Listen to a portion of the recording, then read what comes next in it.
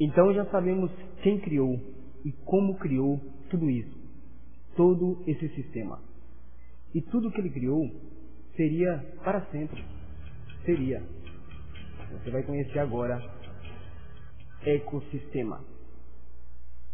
Mas primeiro, antes de saber o que é o ecossistema, vamos aprender um pouco sobre ecologia. O que é a ecologia? Ecologia, estudo das relações entre seres vivos e o meio ambiente.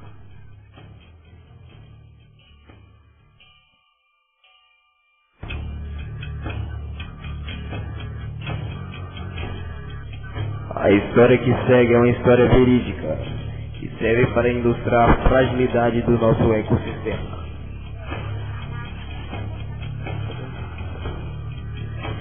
A Austrália. Durante a colonização desse país, os ingleses, sentindo a falta de um animal rápido e esperto que substituísse a raposa na sua prática de seus esportes prediletos, a caça à raposa, levaram para lá coelhos da América do Sul.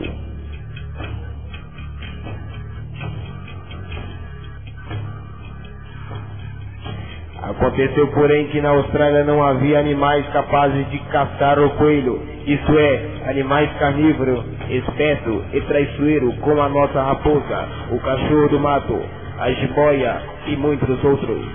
Todos nós sabemos que o coelho é um animal que se reproduz muito, gerando inúmeros filhotes por ano. Resultado: em poucos anos os coelhos formaram uma população tão grande que não havia plantação que resistisse a eles. E até hoje inúmeras tentativas têm sido feitas para controlar ou mesmo erradicar, isto é, eliminar completamente os coelhos da Austrália, sem resultados satisfatórios. A última tentativa consistiu numa verdadeira guerra biológica.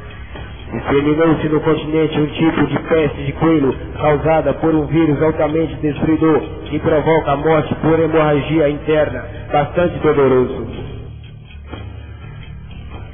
Milhões de coelhos morreram dessa forma, mas algum tempo depois eles começaram a desenvolver anticorpos e se tornaram imunes à ação deste vírus. Hoje este método já não produz mais efeito. E os coelhos continuaram a proliferar e a destruir a plantação da Austrália. Há um equilíbrio em tudo que nos cerca, foi o que escreveu o biólogo e professor titular da Ecologia Aplicada na Universidade de São Paulo, em seu livro O Meio Ambiente em Debate.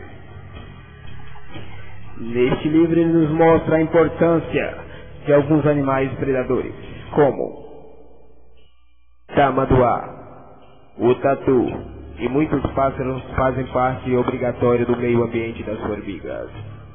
Da mesma forma, serpente, aranha, escorpião, assim como gaviões, morcegos e onças, temidos pela sua capacidade predatória ou aparentemente destruidora, são animais tão úteis ao equilíbrio da natureza quanto o beija-flor, a lebre ou a gaivota. A içá, a rainha de um formigueiro de saúva, põe alguns milhares de ovos por dia durante os 15 anos de sua existência.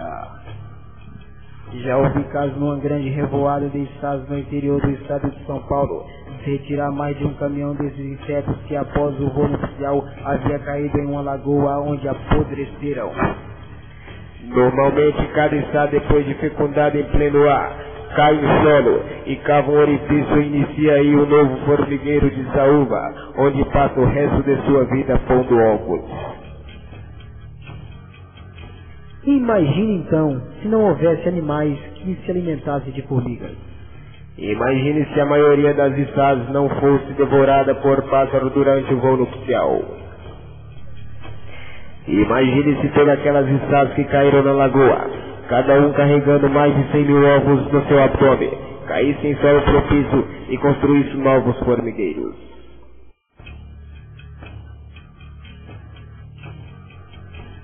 Faça um cálculo e veja que com a revoada de içás por ano, em menos de 5 anos o volume existente de saúva seria maior do que a própria Terra.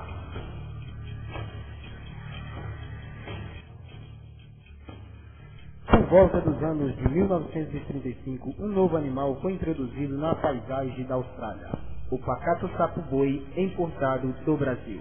A razão disso liga-se à conhecida capacidade desse animal de devorar quantidades enormes de besouro. Como a indústria canavieira prosperava muito naquele país e a lavoura estava sendo intensamente atacada por certos tipos de broca, isto é, larvas de besouros que perfuravam os colmos da cana-de-açúcar, os australianos resolveram estudar nos países da América do Sul e Central, onde a cana havia sido importada, quais animais seriam mais eficientes na destruição de besouros. Ao mesmo tempo, desejavam um animal que fosse inofensivo, que não causasse dano à natureza da região, pois já havia sido suficientemente castigado pela introdução dos coelhos e agora dizimava as suas plantações. A escolha recaiu sobre o sapo, animal aparentemente inofensivo, de movimentos lentos que se alimenta exclusivamente de insetos e pequenos animais. Grave engano. Por mais inofensivo que possa parecer, a introdução de uma nova espécie animal ou vegetal em um ambiente pode causar surpresa desagradável. Foi o que aconteceu com o sapo na Austrália. Inicialmente ele se comportou direitinho, cumprindo alegremente sua missão, a de devorar todo tipo de besouro que encontrava. Algum tempo depois, tendo praticamente extinguido todos os causadores da broca, da cana-de-açúcar, o sapo passou a comer outros insetos, muitos dos quais úteis, como as abelhas, e os responsáveis pela polinização ou fertilização das plantas. O resultado foi uma drástica diminuição na produção de frutos. Finalmente, como a população de sapos aumentava sempre, mesmo os insetos tornaram-se escassos. Com isso, os sapos passaram a se alimentar de outros pequenos anfíbios da região, como os rãs e pererecas. Na verdade, o grande problema era conseguir conter a extraordinária multiplicação dos sapos. Não havia como no Brasil, seu habitat natural, animais que fossem seus predadores, isto é, que se alimentasse de sapos adultos ou de seus ovos. Um sapo vive em média cerca de 40 anos. E cada fêmea põe mais de 30 mil ovos por ano.